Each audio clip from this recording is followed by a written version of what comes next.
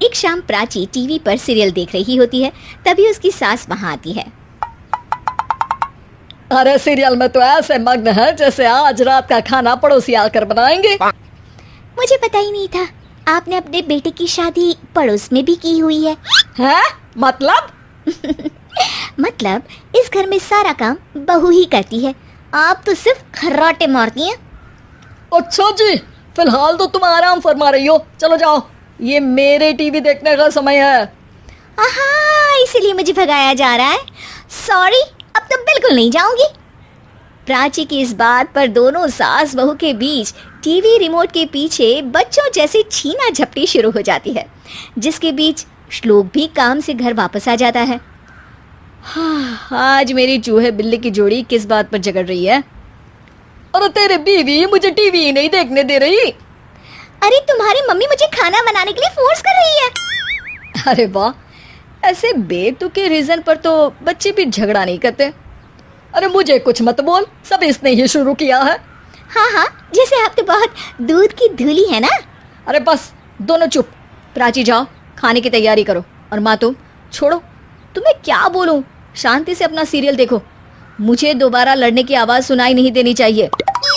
ऐसा बोलकर श्लोक वहां से चला जाता है, जिसके पीछे पीछे प्राची भी कुछ न कुछ बड़बड़ाते हुए रसोई में चली जाती है। हाँ हाँ, सासू जी को तो कुछ बोलेंगे ही नहीं, बस मुझ पर ही हुक्म चलता है, खाना बनाओ, जैसे मैं इनके घर में खाना बनाने के लिए आई हूँ। इसी तरह शाम बीतती है और रात को श्लोक और प्राची की सास खाना खाकर सोने चले जाते हैं, लेकिन प्राची गुस्से में कुछ खाए बिना काम में ही लगी रहती है। इस घर में किसी को घंटा फिक्र नहीं पड़ता, मैं खाऊं या भूखी रहूं। प्राची कुछ देर के लिए रसोई से बाहर जाती है और जैसे ही वापस आती है तो वहां दूध का भरा ग्लास देखकर हैरान रह जाती है। फिक्र पूरी है, बस दिखाना नहीं है। प्राची दूध पीकर सोने चली जाती है और अगली सुबह एक बार फिर सास बहू का कार्टून नेटवर्क स्टार्ट हो जाता है। ये तुमने ही किया है। अरे अजीब जबरदस्ती है, मैं बोल रही हूँ मैंने कुछ नहीं किया। दोनों ने मिलकर पूरे घर को पागल खाना बनाया हुआ है।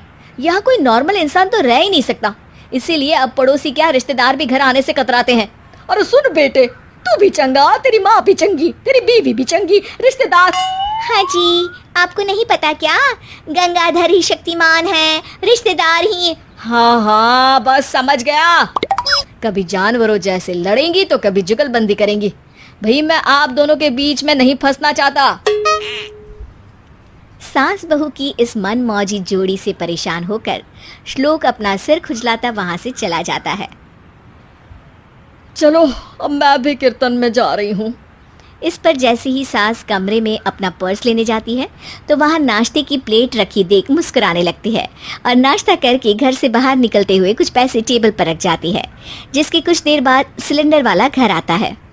ओ मोरी मैया, मैं सिलेंडर के बारे में तो बिल्कुल भूल ही गई थी। घर खर्च के सारे पैसे भी मम्मी के पास है और श्लोक से बोला तो उल्टा 4 बात सुनाएंगे। प्राची ये सोच ही रही होती है कि अचानक उसका चेहरा चमक उठता है और वो घर में आकर इधर उधर देखने लगती है। तभी उसकी नज़र टेबल पर रखे पैसों पर पड़ती है, जिन्हें वो सिलेंडर वाले को दे देती है। ये सब श्लोक देख लेता है। अच्छा बेटे, इतना बड़ा घोटाला, सबके सामने मैं तेरी दुश्मन और पीठ पीछे तेरी मेरी यारी। इस पर श्लोक एक प्लान बनाता है और शाम को सब एक साथ बैठे होने पर बोलने लगता है। माँ, तुम दोनों की बहुत लड़ाई होती है, इसलिए मैं सोच रहा हूँ कि प्राची को उसके घर छोड़ाऊँ, इससे वो भी खुश रहेगी और तुम भी। अचानक श्लोक की ये बात सुनकर सास बहू शौक से उसकी तरफ देखती है। अरे ऐसे कैसे घर छोड़ाओगे, मुझे कहीं नहीं जाना। अरे तुमने बोला नहीं पर मैंने सुन लिया, तुम्हें मम्मी के साथ रहना अच्छा नहीं लगता, मुझे पता है। अरे वो अरे, जब बहू खुद कुछ काम बोले तो वो तुझे सुनता नहीं, और अब जो इसने बोला ही नहीं वो तू समझ गया। जब उसे नहीं जाना तो फिर जबरदस्ती क्यों कर रहा है?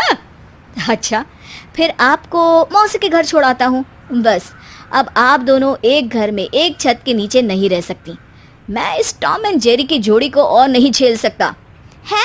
ऐसे कैसे नहीं रह सकते? तुम्हें इतनी दिक्कत है तो तुम्हारा बोरिया बिस्तर पैक कर देती हूँ, लेकिन मम्मी जी कहीं नहीं जाएंगी। बिल्कुल यही सुनना था मुझे। अगर दोनों में इतना ही प्यार है फिर हर वक्त ये लड़ाई का नाटक क्यों करती हो? देखा मैंने कैसे माँ किचन में दूध रखती है और तुम उनके लिए कमरे में नाश्ता रखती हो, और कैसे वो पहले ही तुम्हारी दिक्कत समझकर घर में पैसे रखकर बाहर जाती है। अरे भाई, इतना ड्रामा तो डेली सोप में भी नहीं होता जितना तुम दोनों ने इस घर में फैलाया हुआ है। तू हमें टॉम एंड जेरी बोलता है ना, तो याद कर वो दोनों भी एक दूसरे को बाहर वालों की बुरी नज़र से बचाने के लिए हमेशा सबके सामने लड़ते थे, लेकिन अकेले में दिक्कत के समय मदद भी तो करते थे। बस हमारा रिश्ता भी कुछ ऐसा ही है।